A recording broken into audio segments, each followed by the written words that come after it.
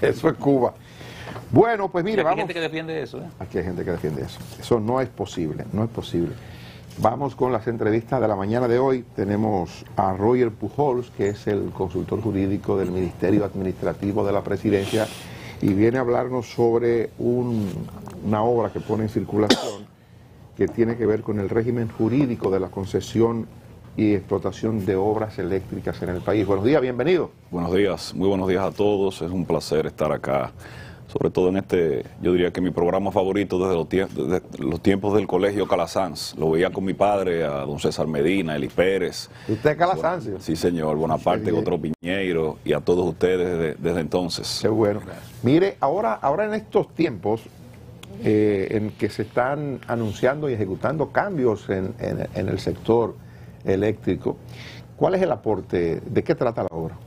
Mire, yo creo que estamos en la antesala de una nueva reforma del sector eléctrico, como usted bien señala, y en ese mismo sentido yo procuro con esta obra que se titula Régimen Jurídico de la Concesión para Explotación de Obra Eléctrica en República Dominicana, diferenciar, segregar las actividades del sector eléctrico, que si bien están así segregadas y diferenciadas en el régimen jurídico actual, en la normativa actual, no lo están desde el punto de vista del régimen autorizatorio, es decir, concesional, a la que se someten cada una de ellas, léase, la generación, la transmisión y la distribución de electricidad.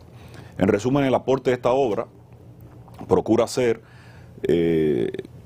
establecer un régimen diferenciado y en algunos casos simplificado de autorización, dependiendo la obra eléctrica que se vaya a explotar. Si se trata de una obra de generación, al no ser un servicio público en tanto noción jurídica, no en tanto noción coloquial, pues podríamos perfectamente extraer del régimen concesional a esa obra. No así para el caso de distribución y para el caso de transmisión, que sí están contemplados como servicios públicos en la normativa actual encabezada por la ley 125.01.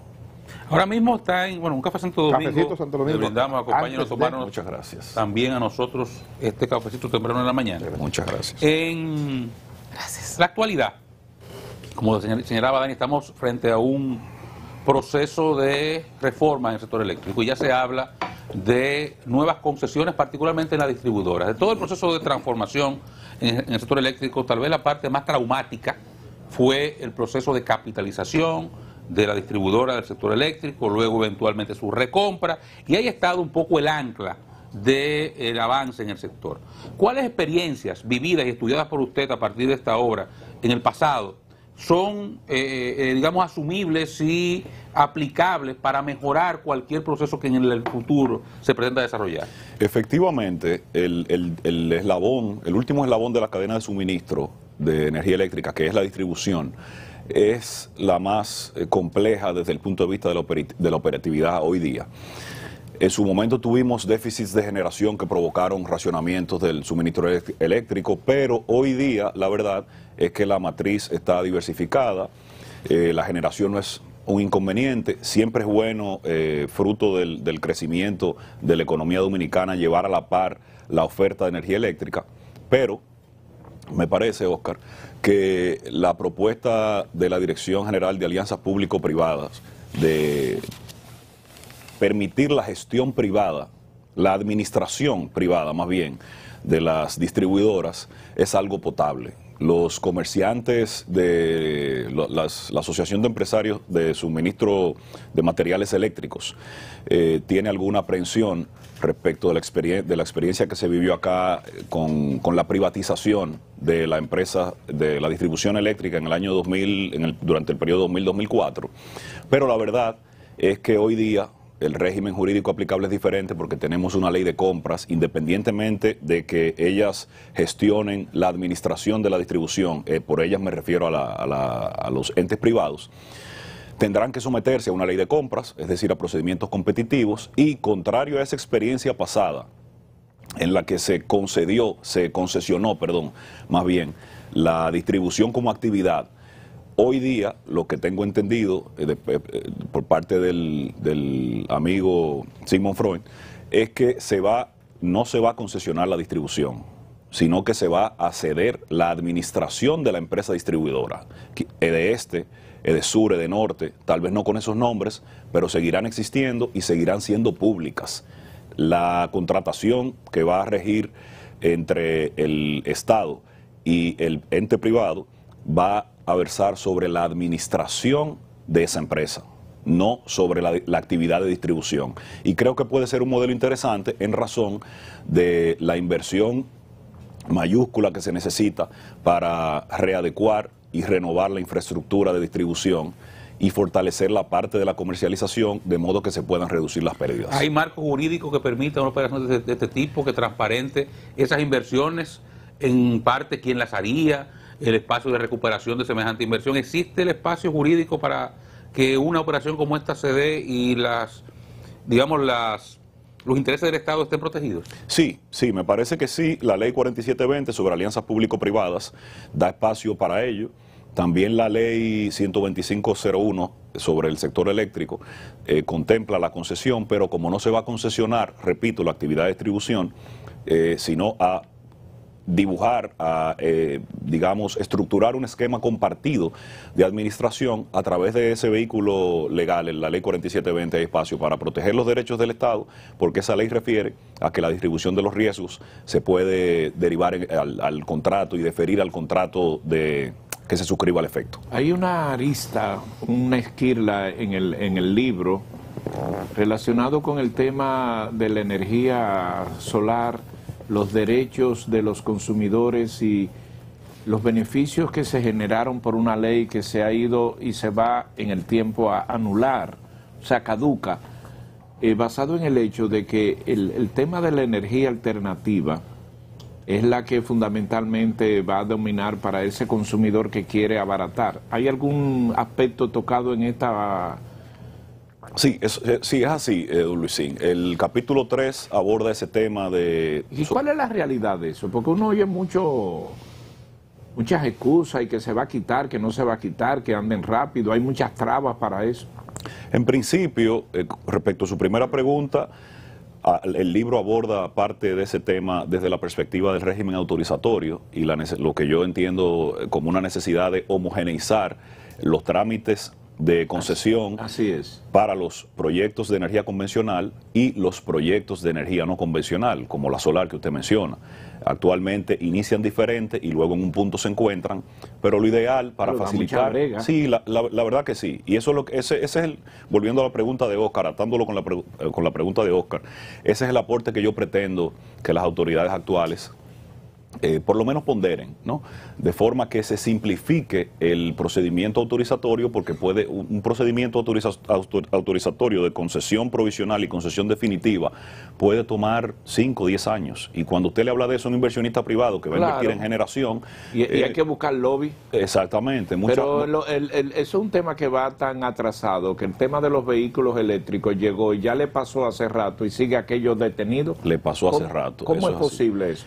¿Son los intereses de algunos potentados de aquí el país que impiden eso? Es una buena pregunta y de hecho yo me la hago en el libro. Ojalá sea una buena pregunta, una buena respuesta. Sí. Deme la respuesta. Bueno, yo me la hago en el libro, lo único que tampoco la respondo. La dejo ahí en el aire porque puede ser ya me respondió. Puede ser un mecanismo de barrera de entrada interesante y claro, hay que analizar las aristas porque para eso está el Estado. Los carros que son muy rápidos ya le pasaron. Sí, la verdad que sí. Hay una empresa que está gestionando eso de forma muy eficiente y que es parte también de la nueva concepción de la empresa energética, que ya no se limita o no debe limitarse a generación y distribución, sino a una empresa proveedora de soluciones energéticas integrales. Correcto. Y en el marco de eso, quiero invitarles a la puesta en circulación el próximo 8 de diciembre en el auditorio de la Universidad Iberoamericana a las 7 de la noche. Ahí tenemos en pantalla la invitación en el marco de un panel que vamos a sostener sobre la perspectiva actual del sector eléctrico.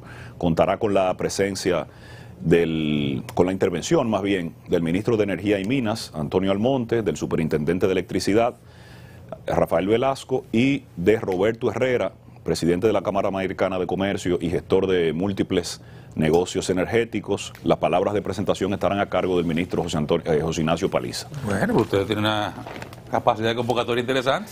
Muchas gracias. Bueno, Ahí usted jala, Tiene a medio gobierno ahí. Mire, Bueno, yo lo felicito. Vamos a ver si se da. Mire, ¿Sí se da qué? Si se da el evento. No, Usted sabe ¿por que qué no un se da? apagón me lo tumba, o una llamada del presidente a una hora de esa ya. Con otra Ay, actividad. sí, me lo jala, pero No, pero eso está anunciado ya. Y si va el ministro administrativo, que es su jefe de la Sí, administración señor. pública, sí, señor. el señor José Ignacio Paliza, ya el presidente sabe que hay unos compromisos, ¿verdad? Que así sea, que así sea. mire, volviendo un poco a lo que Luisín se le señalaba brevemente, usted hablaba de la energía renovable.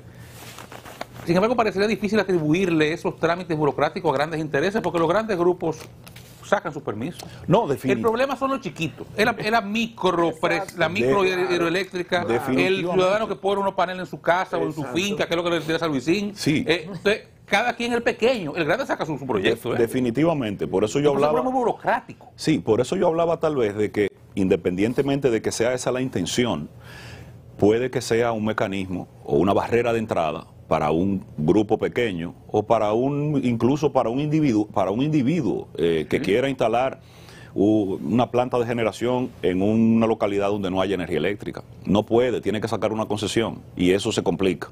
Cuando usted le habla de sacar una concesión provisional y luego una definitiva, todos los costos asociados, todo el tiempo asociado a eso. El gran inversionista tiene una oficina de abogados que sabe manejar eso. Eso es correcto. Es el individuo a veces eso que tiene es ese correcto. problema. Y se trata- usted lo aborda ese aspecto, Sí, claro, digamos, claro. del trámite burocrático. Del trámite burocrático y de la cantidad de permisos que rondan los 10 y de instituciones involucradas cuando se trata de instalar un proyecto de esta naturaleza. Mire, y en la parte de algo que Luisín tocó también, no sé si usted lo aborda en algún momento o lo estudió, el caso de los incentivos. Ya hay propuestas y se ha hablado de la necesidad de ir sustituyendo con unos incentivos que todavía existen en el sector eléctrico.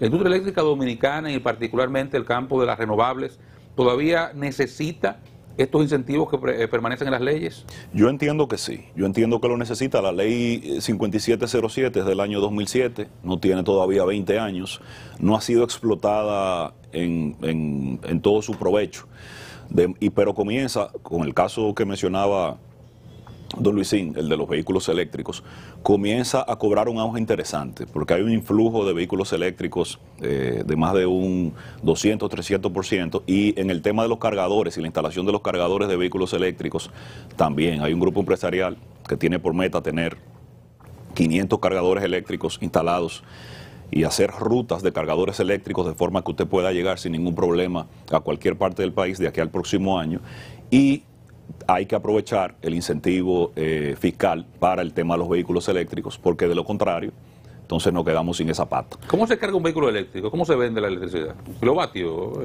No, actualmente lo que se ha pensado es que se vende el servicio de parqueo.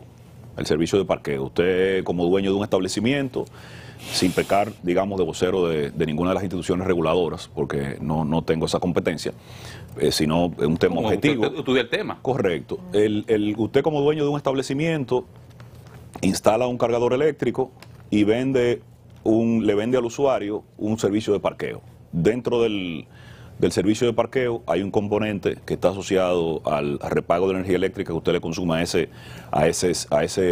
establecimiento. Eso queda en manos del dueño del establecimiento. Ya el contrato entre el instalador, que no es operador, del cargador eléctrico y el establecimiento se sujeta a otro régimen también. ¿Esos son los modelos que se utilizan en otras partes del mundo? Es un modelo muy novedoso de República Dominicana, en el que yo tuve la oportunidad de participar, digamos, en la concepción y la creación e implementación de ese modelo. Después me enteré que lo están usando en Argentina, pero no lo he visto en otros ¿Y sitios. en otros países donde hay mayor, digamos, población de vehículos eléctricos, cuál es el modelo que se utiliza? Es el carga, tema de la costo carga. por carga. Sí, correctamente, costo por carga. Nosotros, como tenemos un esquema tan poco tradicional, un país tan pequeño, 3 distribuidoras, sistemas aislados, hemos optado por ese modelo. Roger, gracias por acompañarnos. Muchas Éxito en su actividad del día 8 la puesta en circulación de su libro. Esperemos que vaya todo el mundo, que no le falle nadie. Que así sea. Vamos a publicidad, regresamos Gracias. en breve. Para tu lechón y vengo contento, negrito.